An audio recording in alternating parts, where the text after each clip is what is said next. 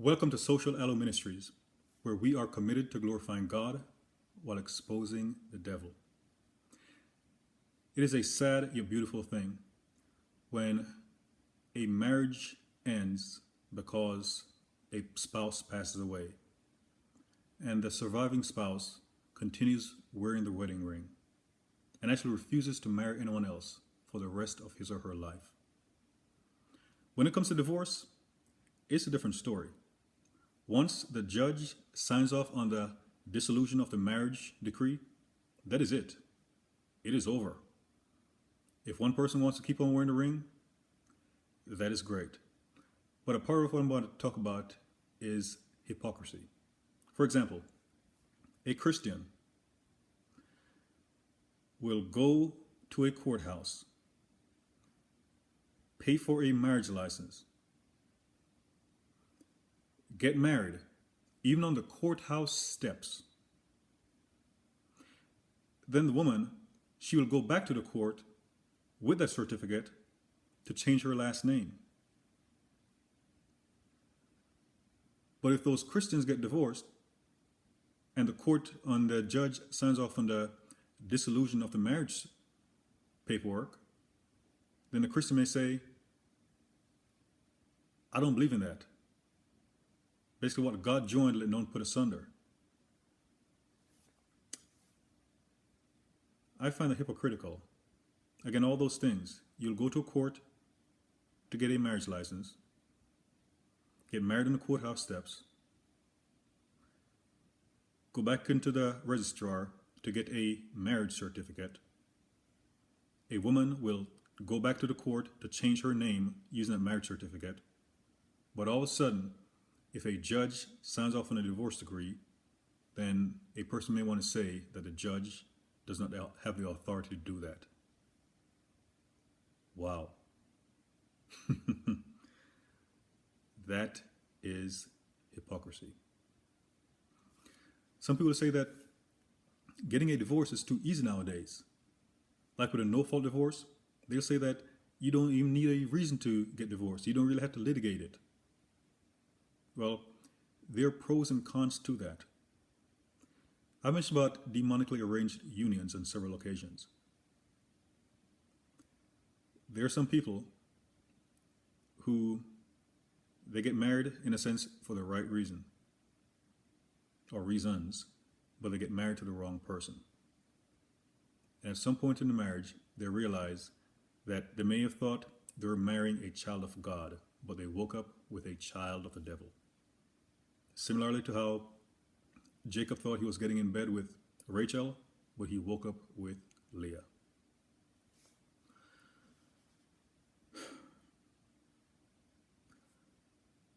If a person is married to a child of the devil, and even the Christian wants to get out of that marriage, the child of the devil will try to make that Christian's life even more miserable. Because that's a person's function, to make that person's life miserable, to separate him or her from God, to separate him or her from that godly calling. Now, if you're in a situation, please consult the Lord regarding what He wants you to do in your situation. But in a lot of cases, that child of the devil will do anything possible to keep that Christian in bondage. May try spiritual oppression by telling you that God hates divorce, as if God approved of the things that child of the devil did, to possibly lure you into the marriage or manipulate or coerce you into that marriage. And if it wasn't for a no-fault divorce, there were times when people would not be able to get out of bondage. People would not be able to get out of abusive relationships. People would not be able to get out of adulterous relationships because the other person would refuse to sign off on the divorce decree.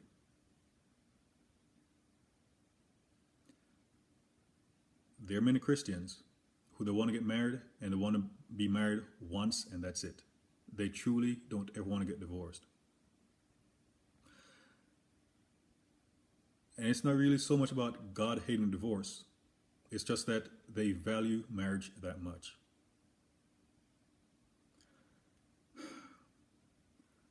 But there are times when people get caught up in bad situations where the devil has them in bondage.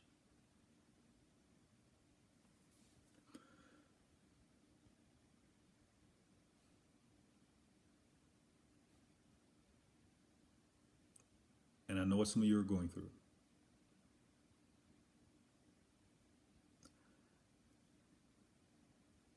Because if it was up to that other person, he or she would never let you go. And those are the ones, oftentimes, who after getting divorced, will keep wearing that wedding ring and will live in denial about the marriage being over. And will keep trying to come back into your life as if the two of you are still together. In some cases, we're talking about the two of you making a covenant between God, as if God was ever in your relationship. And some of you know there were times when God was telling you not to do it.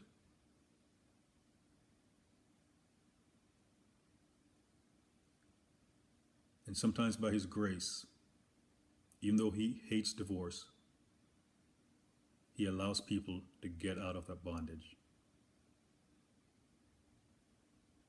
Because he refuses to see one of his children become a child of hell. And he refuses to have the devil and his messengers making you think that even if he made it clear to you not to marry that individual, and you did it anyhow, that he's going to punish you by keeping you in that ungodly situation for the rest of your life. Here in the United States, there are 3 states, Arizona, Arkansas, and Louisiana, that have what is called a covenant marriage. And it makes it harder to get divorced. And there are pros and cons to it. I'll just mention a few things. But if a child of God ends up getting married to a child of the devil in a covenant marriage, that can be difficult. But even before that, some people may make it seem as if God makes a covenant, that he would never break it under any circumstances. So even if you make a covenant with a person to get married, that you cannot break it. But there's an example in Zechariah 10:11, where the Lord said, "And I took my staff, even beauty, and I cut it asunder, that I might break my covenant which I had made with all people." When the Lord makes a covenant, it is something that he intends to keep. Well, at least in that example, there may be reasons why he may break a covenant. It is a rare thing, but there may be reasons why he may break a covenant. And in some cases, it is because in making the covenant, he said, or he'll tell people, if you do this, I will do that. And because they fail to keep their end of the deal, then that is justification to break the covenant.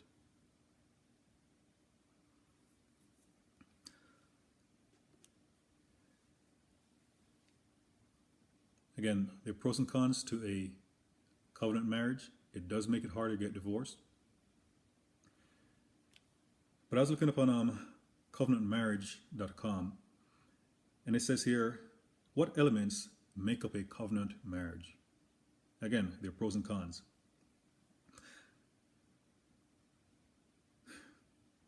And I'll go down to where it says, covenants are based on freedom of choice. Covenants are based on freedom of choice. There are some people who have gotten married, and it wasn't a decision that was made freely. And it states, covenant marriages are not built on coercion, deceit, and manipulation. I could actually stop right there. Covenant marriages are not built on coercion, deceit, and manipulation. And it continues. Wives' submission is freely given and it grows from respect, not fear, and manipulation. In like manner, husband, choose daily to love your wives as Christ loved the church. You must freely choose to love and honor her in spite of the fact that you may not feel like loving and honoring her. There are many marriages that are based on coercion, deceit, and or manipulation.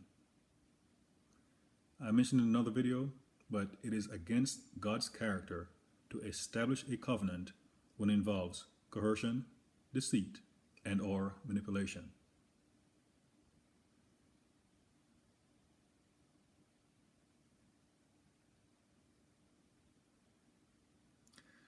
Another thing about covenant marriages is that it requires premarital counseling before getting to a marriage.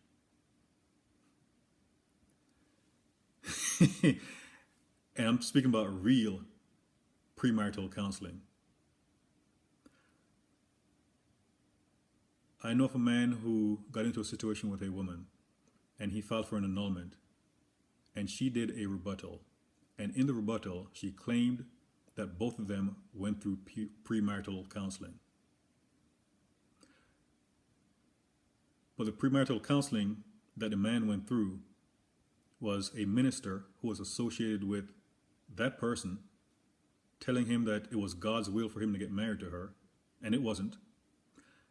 And also that he should basically pull up his big boy pants. That was premarital counseling. And when the man was telling her that he couldn't stand her, couldn't even see having sex with her, wasn't attracted to her in any way, the story continues. But that is not premarital counseling. Because one thing about premarital counseling is that it identifies problems. For example, if there is coercion, deceit, manipulation, at that point in time, the counselor should say, this is not of God. This should not go through. And a lot of times when you listen to people after getting divorced, if you listen to both sides of the story regarding why things fell apart, or even why they got married in the first place, it will be as if both people were speaking of being different relationships. In addition, if a person marries a narcissist, narcissists like to resort to what is called gaslighting. In some cases, they may make it seem as if the person who's complaining about them, as if those claims aren't legitimate. Oftentimes, narcissists, they're focused on maintaining a facade. So they'll fool a lot of people and may make it seem as if what the other person is saying is impossible. But it takes discernment a lot of times to see below the veneer of a narcissist. And with the covenant marriage, if there are issues, it also takes more counseling. So it truly keeps a person in bondage. If a person wants to get into a covenant marriage, that is a choice. But records indicate that very few people enter into that legally binding covenant marriage. A marriage should be a covenant between two people who freely came together out of love for each other and God, and they come together under a covenant with God. But if someone deceived you into a marriage, if someone manipulated you into a marriage, if someone forced you into a marriage, and there are a lot of ways of forcing people into a marriage, but if someone did any of those to you and want to call it a covenant, they are dishonoring God.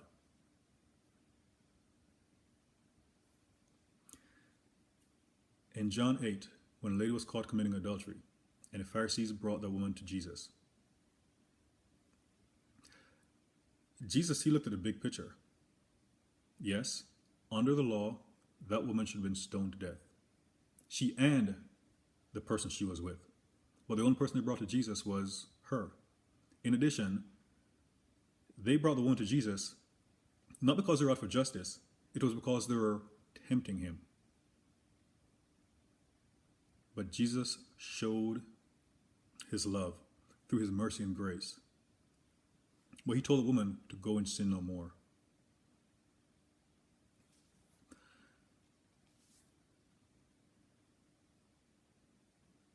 There are times when some of you are going through a divorce, and the person truly doesn't love you. That person simply wants to keep you in bondage and want to tell you that you made a covenant with him or her in front of God, as if God didn't see the big picture, as if God is not going to extend his grace and mercy to you. Yes, God hates divorce. And a lot of times we can see why. People sometimes get downright ugly during divorce. It shows just how much of a thin line there is between love and hate. And one person may try to hold on to the other, claiming it's out of love. But it's not out of love.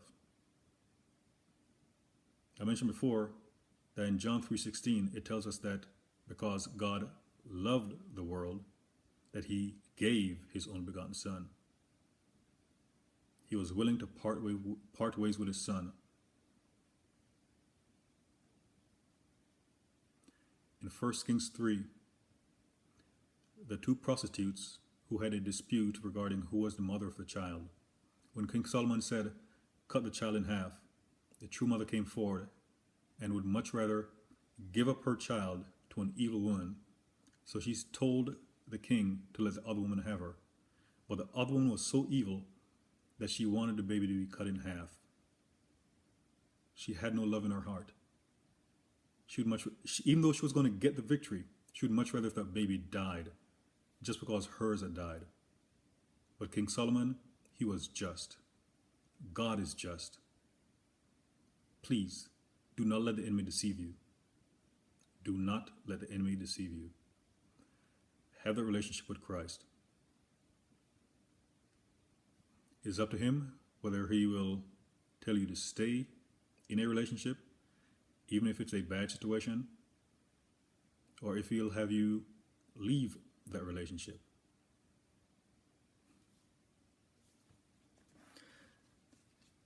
And divorce, it is final. Once a judge signs off on the paperwork, it doesn't matter if the other individual accepts it or not. It is done. And we see how it worked in Deuteronomy 24. And if people think that no-fault divorces are easy nowadays, look at Deuteronomy 24. Today, people have to go to a court, file for divorce. Then they have to get a hearing date. In a lot of cases, there may be a waiting period. You may have to have residency requirements in places. So there are things that gives a person the opportunity, if they're going to reconcile, to change their mind. But back then, a divorce could be completed in 1 minute. 1 minute. And it didn't require the other person's consent. Deuteronomy 24.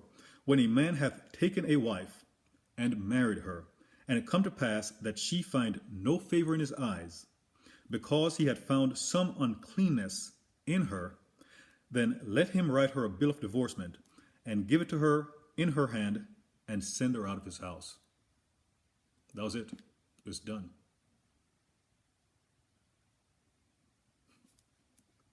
And when she is departed out of his house, she may go and be another man's wife. Now, part of the reason why God hates divorce is with her going to be another man's wife, it was not going to be easy for a man to want to marry her. If she was a widow, it'd been much better. But someone who's divorced, frankly speaking, she could be viewed as basically damaged goods. When the Lord told Hosea to go marry a promiscuous woman, that was a big thing. And it seemed contradictory to what the Lord had directed. like priests, they were supposed to marry virgins. But the Lord told Hosea to go and find a promiscuous woman. And it continues, and if the latter husband hate her, and write her a bill of divorcement, and give it in her hand, and send her out of his house, or if the latter husband die, which took her to be his wife, her former husband, which sent her away, may not take her again to be his wife. After that, she is defiled. For that is an abomination before the Lord. And thou shalt not cause the land to sin, which the Lord thy God hath given thee for an inheritance. I don't know of a divorce that is simpler than that. Write a bill of divorcement, put the person out. But then it's like, where does a person go after that? So there are all those things why when the Lord said that he hates divorce, it wasn't easy. It will leave women destitute.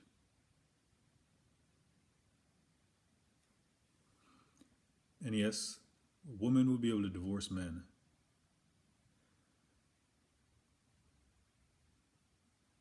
But women were severely impacted by divorces.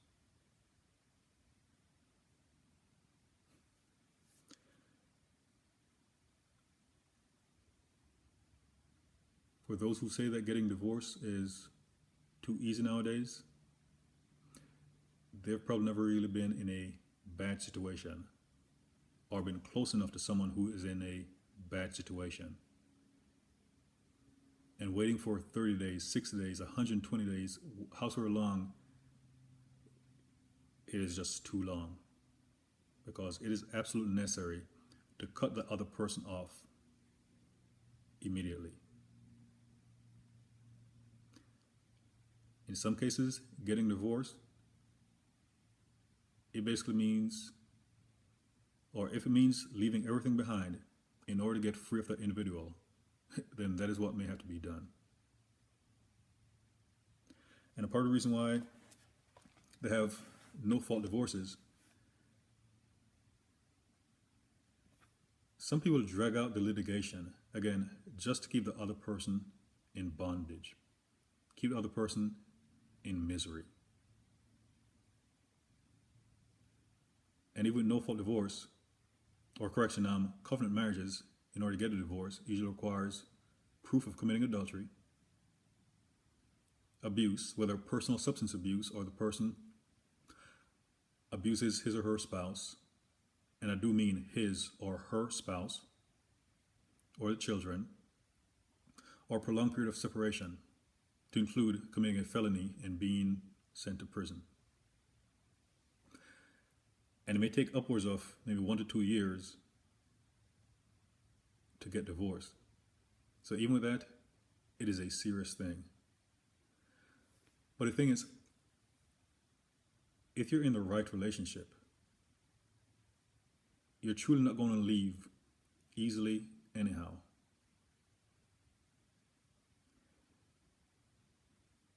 And if you were to speak with divorce attorneys, they can tell you horror stories regarding like when one person is just unwilling to give the other person a divorce. And in some cases, that person may come across as being religious. But it's like the Pharisees and the scribes in Matthew 23, where Jesus talked about how they looked good on the outside, holy on the inside, but inside they were full of dead men's bones. That's how some people are. They're actually children of the devil, messengers of Satan, who came to take a Christian from his or her destiny to include that God-ordained spouse. And they will do anything to try to hold on to that Christian.